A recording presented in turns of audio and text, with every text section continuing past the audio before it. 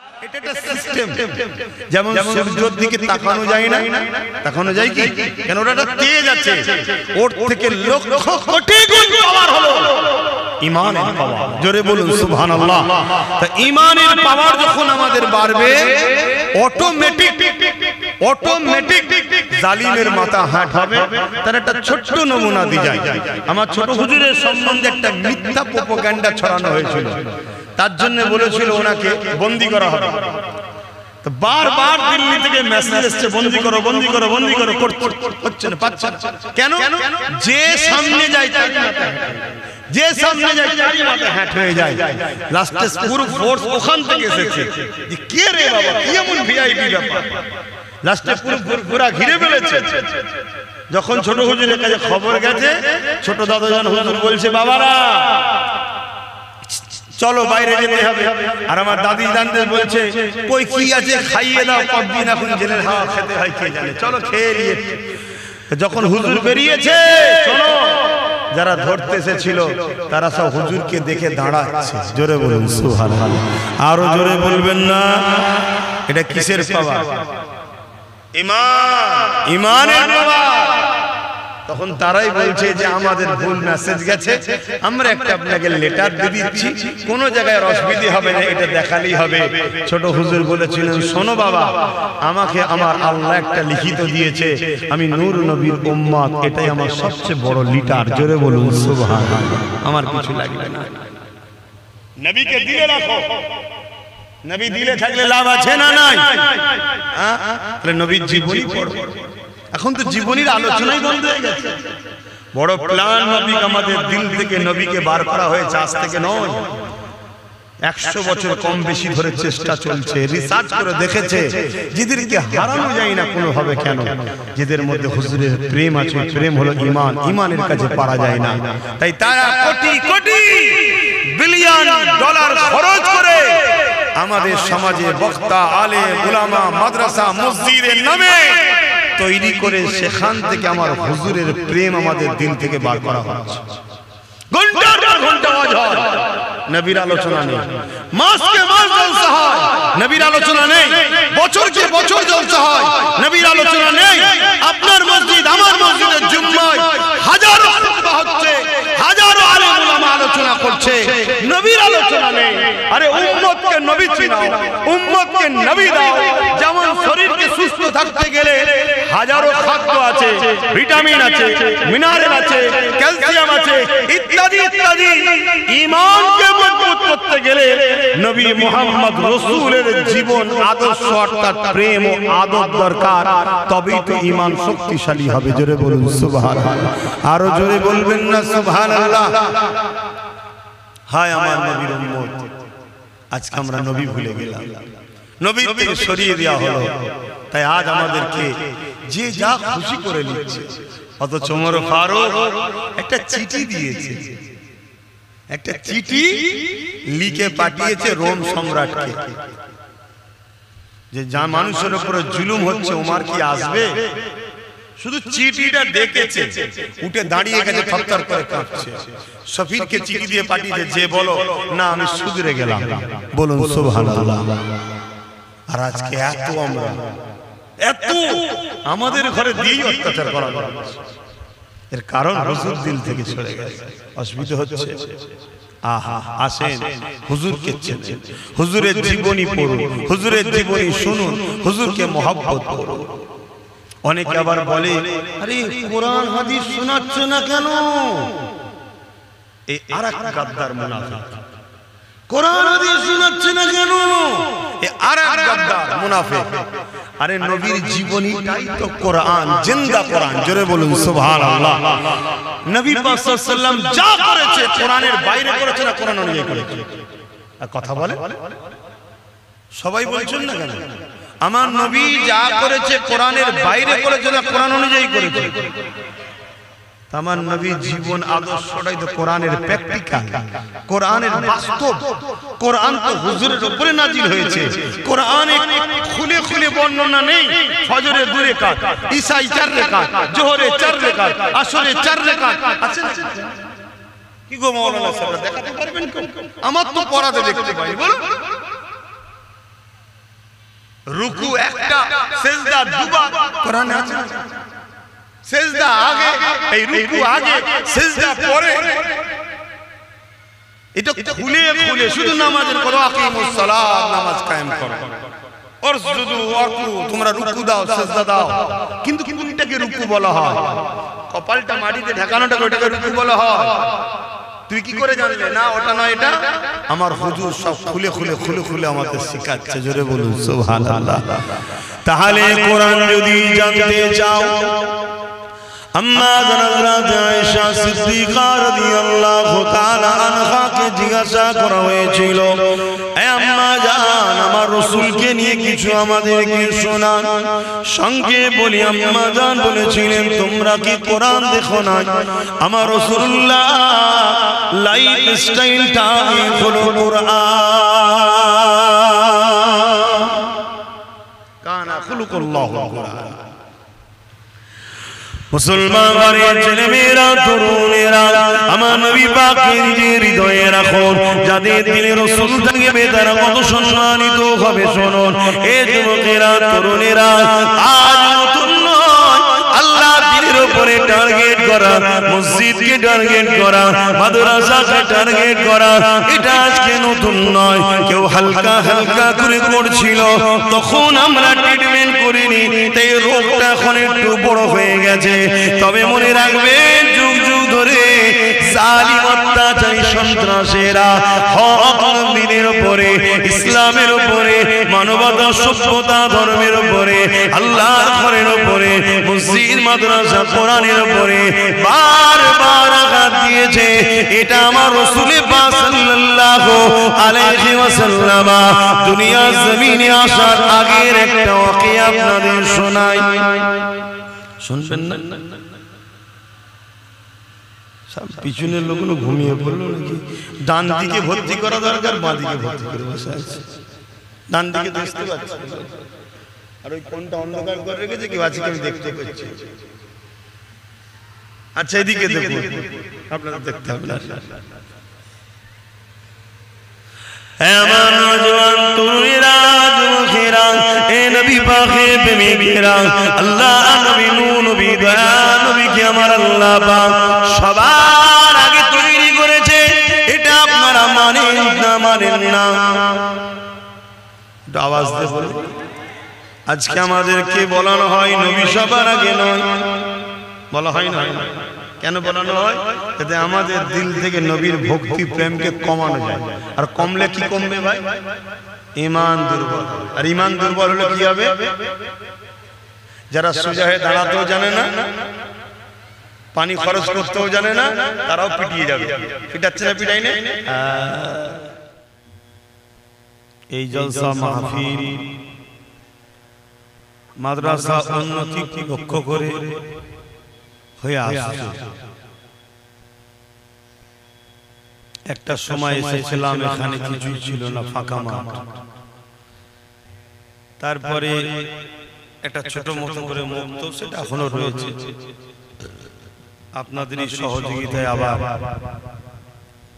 একটা বিল্ডিং হচ্ছে, ঢালাইটুকু বাকি আছে। বাকি আলহামদুলিল্লাহ অনেকটা কাজ আগিয়েছে।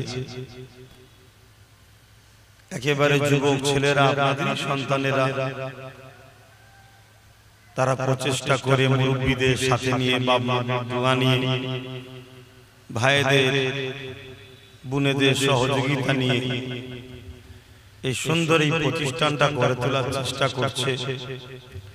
সেই মাদ্রাসারই একজন ছোট্ট তোলাবা ছাত্র, সে একটা দাদা পীরের আওলাদ হিসাবে আমাকে ভালোবেসে কয়েক লাইন আমার সম্বন্ধে কয়েকটা কথা বললো। এগুলো আমরা আসার আগে করে নিয়ে ভালো, কেন কারো সামনে কারো তারিফ করাটাও ঠিক নয়। যাক, আমি দোয়া করি আল্লাহকে হাফেজ ও আলেমে হাক্কানি করুন। একদিন দাদা পীরের সিলসিলাতুল আহলে সুন্নাত ওয়াল জামাত, দ্বীন ইসলামের আল্লাহ খিদমত করার তৌফিক দান করুক, বলুন আমিন। আমি আশা রাখবো যেসব ভাইরা দাঁড়িয়ে আছেন আপনারাও এসে বসবেন।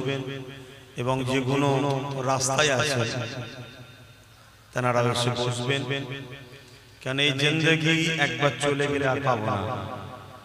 মূল্যবান সময়টাকে মূল্যবান জায়গায় দেওয়া অভ্যাস করুন। দেখছেন না পৃথিবী জুড়ে কি হচ্ছে? আমরা শুনতাম আমেরিকায় মুসলমানদের উপর জুলুম, ব্রিটেনে, ফ্রান্সে, জাপানে, ব্রাজিলে, বিভিন্ন দেশে শুনতাম মসজিদের উপরে হামলা, মুসলমানরা নামাজ পড়ছে, গুলি করে ৫৫০ জনকে মেরে দিয়েছে, নবীর শানে কটূক্তি হয়েছে, শুনতাম। আর বড় গর্ব করে বলতাম আমার দেশ এমন মহান দেশ যে দেশে হাজারো ধর্মের মানুষের বসবাস, অথচ কেউ কারো ধর্মের উপরে আঘাত নাই। বিদেশি কালচার, বিদেশি কুকুরদের স্বভাব আজকে আমার দেশের কিছু কুকুরদের মধ্যে ঢুকে গেল। এর জন্য আমাদেরও কিছুটা দোষ আছে বাপ ভাই। কেন আমরা লালন পালন করে দীর্ঘ বছর ধরে কুকুরদের খাইয়ে খাইয়ে মোটা তাজা করেছি।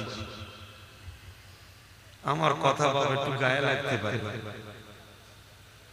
কিন্তু কিছু করার নেই। আল্লাহর কাছে আমাকে জবাব দিতে হবে না। চেষ্টা দীর্ঘদিন করে আসছি এই ঘুমন্ত সমাজকে জাগাবার জন্য,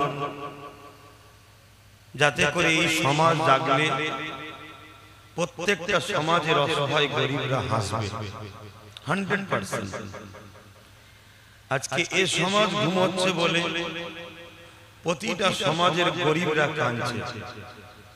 আপনি মানুন চাই না মানুন সেটা আপনার ব্যাপার, তবে সোশ্যাল মিডিয়ায় সার্চ করুন, দেখুন আমার ভারতবর্ষের মণিপুরে কি হচ্ছে। দেখুন না আমার ভারতবর্ষে বিভিন্ন জায়গায় অন্য অন্য ধর্ম, ভাষা, বর্ণের মানুষের উপরেও কি হচ্ছে দেখুন। এই যে একটা সিস্টেম, গরিবদের ঘরে অসহায়দের উপরে জুলুম, এটা আমাদেরই দোষ। কেন আমরা জাগলে জুলুম কখনো খতম হয় না। আমরা ঘুমোচ্ছি বলেই জুলুম মাথা চাড়া দিয়েছে। তাই দীর্ঘ বছর ধরে সমাজকে জাগাবার চেষ্টা করছি। জাগাতে গিয়ে অনেক ক্ষতি হয়েছে আমার, তবে এই ক্ষতিকে ক্ষতি মনে করিনি। কেন? অবশ্যই আমি বিশ্বাসী আমার আল্লাহ আমাকে অনেক বড় প্রতিদান দেবে। দুনিয়ায় আশা রাখি না, আখিরাতে দেবে।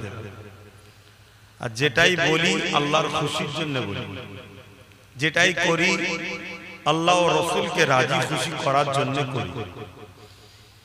তো যাক, আজকে একটা ধর্মসভায় এসেছি, মাদ্রাসার বাৎসরিক উন্নতি কল্পে জলসা। তাই আমার দায়িত্ব মনে করি সমাজ, আমাদের যুবকরা তারা জানে না কোন জায়গায় বসতে হয়। তারা এমন ঘুমিয়েছে, তারা মেলায় যায়, ফাংশনে যায়, যাত্রায় যায়, গানে যায়, জুয়ায় যায়, ইসলামের দুশমনদের কাছে যায়, কোরআনের দুশমনদের কাছে যায়, যারা তাদের দুশমন তাদের কাছেও যায়। অথচ দুনিয়া ও আখিরাতের কল্যাণ যেখানে হয় সে জায়গায় যেতে চাই না। আল্লাহর কাছে দোয়া করি আল্লাহ আমার কওমকে হিদায়াত করে, বলুন আমিন। তাই আমার দায়িত্ব আছে, ডাকলাম। আমি আজকে অনেক দূর থেকে আসছি, একদম নতুন, ওখানে যাইনি, কখনো গিয়েছিলাম বহুত দূর। তো যাক, সেখান থেকে আপনাদের কাছে এসেছি, সংক্ষেপ সময় আলোচনা, তারপরে নামাজ হবে, তারপরে আমার ফুরফুরা দরবার শরীফ থেকে পীর আল্লামা ইব্রাহিম সিদ্দিকী চাঁদন হুজুর পীর কেবলার একমাত্র সাহেবজাদা পীরজাদা ইসহাক সিদ্দিকী ভাইজান তিনি আসবেন, আলোচনা করবেন। আমার অনেক উলামা ভাইরাও আলোচনা করেছেন। আসুন প্রাণ খুলে একটু দরুদ পড়ি। আল্লাহুম্মা সাল্লি আলা,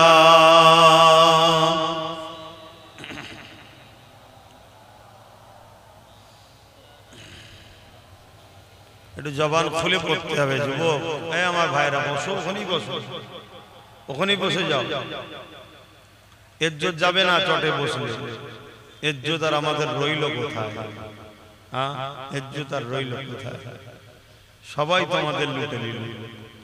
তবে একটা কথা মনে রাখবেন, একটা প্রবাদ বাক্য আছে, ভালো কি খারাপ জানি না, অনেক সময় অনেকে বলে দেখেছি, বিশেষ করে যারা উর্দু ভাষী মানুষ তারা বলে, কি জানো একটা কথা, हमें तो लूट लिया है आपनों ने, गैरों में कहाँ दम था, जहां मेरी कश्ती डूबी वहां पानी कम था।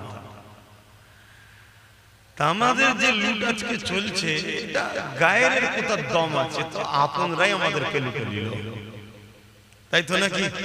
হ্যাঁ, আমাদের আপনরাই আমাদেরকে লুটে নিল। আউযু বিল্লাহি মিনাশ শাইতানির রাজীম।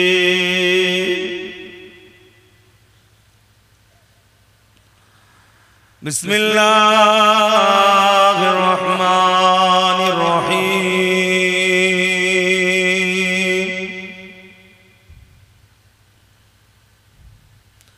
আলহামদুলিল্লাহ,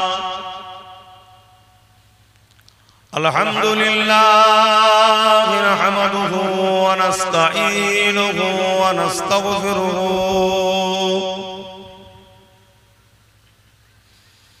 ওয়া নু'মিনু বিহি ওয়া নাতাওয়াক্কালু আলাইহি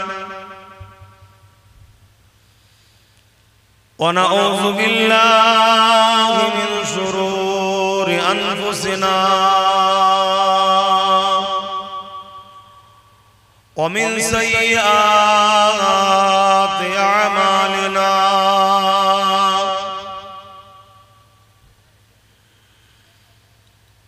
من يهده الله فلا مضل له ومن يضلله فلا هادي له، ونشهد أن لا إله إلا الله وحده لا شريك له،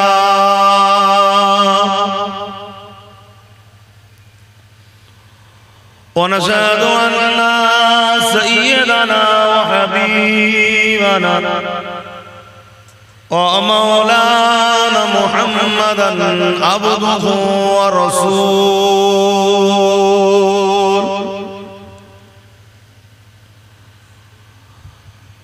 أما بعد فيا أيها الحاضرون رحمكم الله،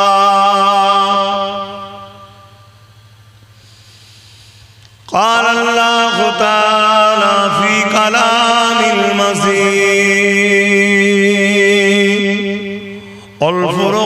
والفرقان الحميد،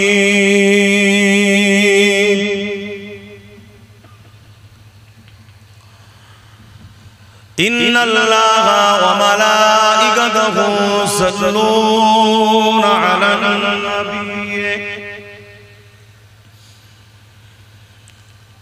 يا أيها الذين آمنوا صلوا عليه وسلموا تسليما، اللهم صل على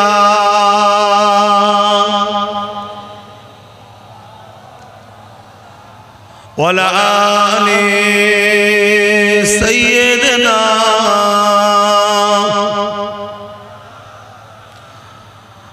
أردت جواد اللهم صل على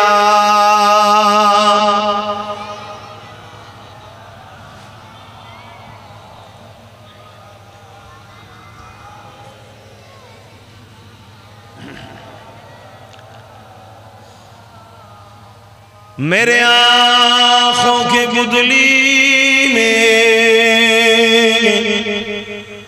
जलवा मोहम्मद का मेरे दिल के आईने में नक्शा है मोहम्मद का। कोई जन्नत में जाएगा, कोई दोज़ख में पहुंचे, मदीने की तरफ दौड़े दीवाना मोहम्मद का। अल्लाहुम्मा सल्ले अला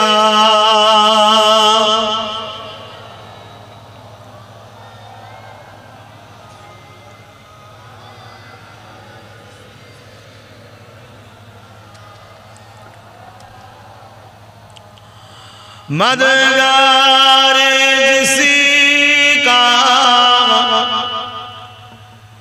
रसूले खुदा हो, उसे और हिम्मत का परवाह किया है। मदद को चले आएंगे कमली वाला, डूबते डूबते ही संभल जाएगा। अल्लाहुम्मा सल्ले अला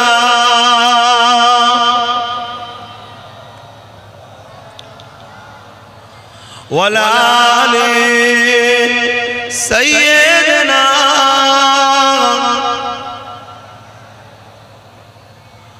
कलमे ला इलाहा इल्लल्लाह, ला इलाहा जुर जुर ला इलाहा इल्लल्लाह, ला इलाहा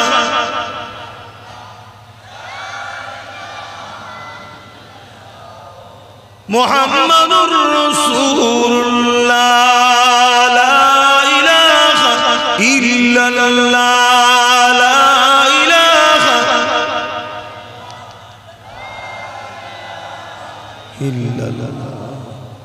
मुहम्मदुर रसूलुल्लाह।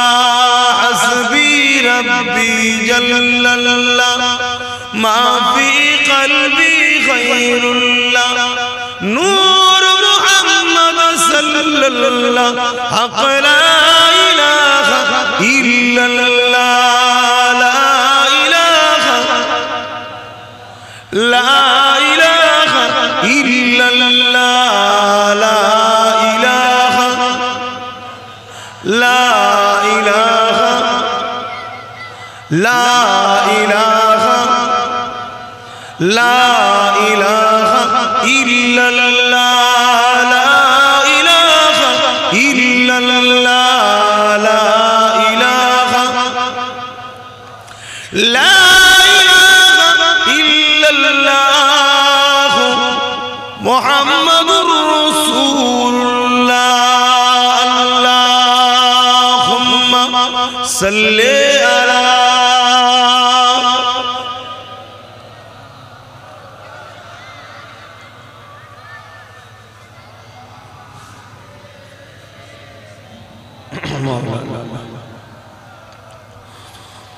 وقال الله تعالى في كلام المجيد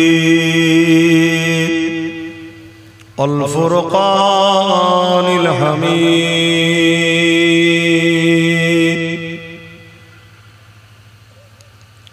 وما خلقت الجن والإنس إلا ليعبدون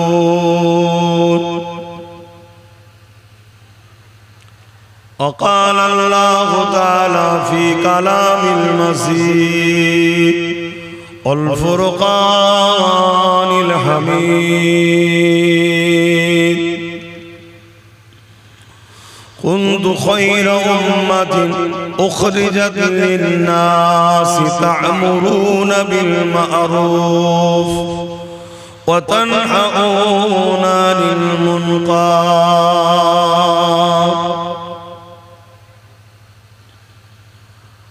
قال رسول الله صلى الله عليه وسلم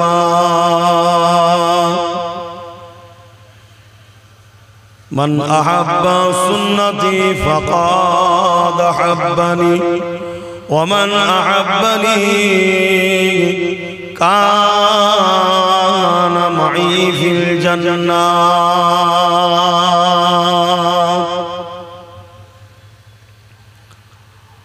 أو كما قال رسول الله صلى الله عليه وسلم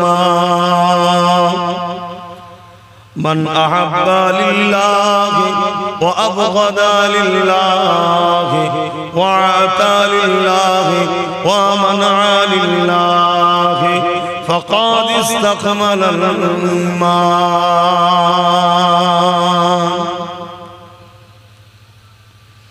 আমার আব্বা জানেরা,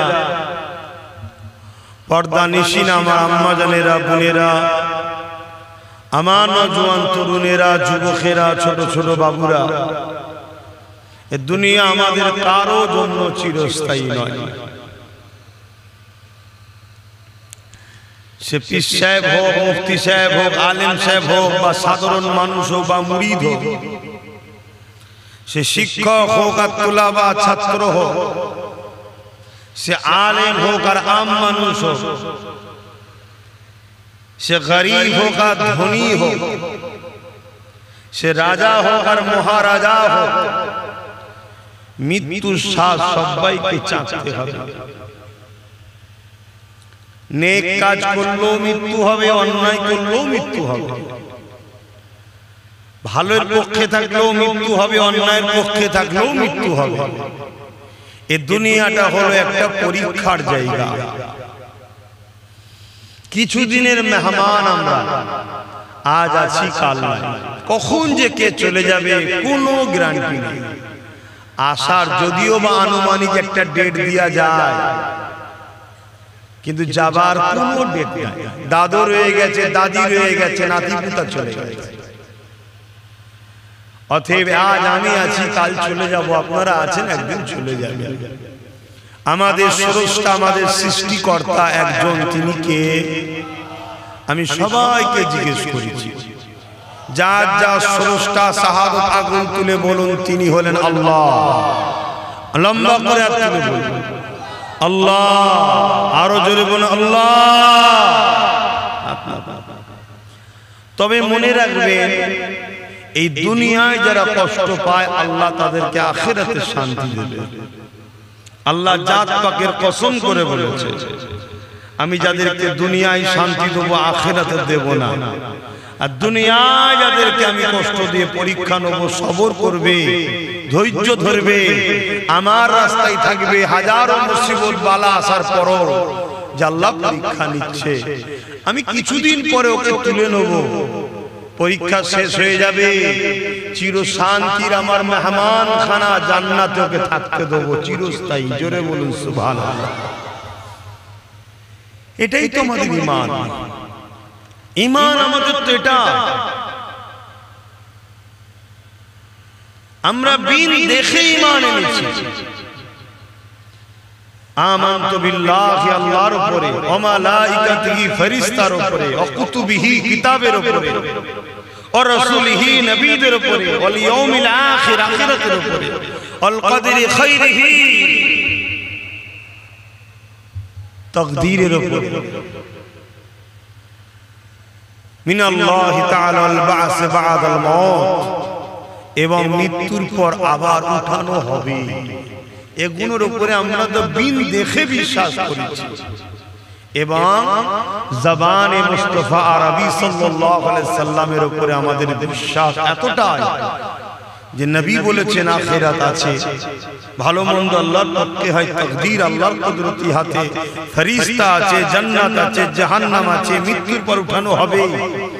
আমরা হুজুরের উপরে এত বিশ্বাসী, আমরা হুজুরের লাভের কথাকে বিশ্বাস করে নিচ্ছি। কি তো বলা হয় ঈমান, জোরে বলুন সুবহানাল্লাহ।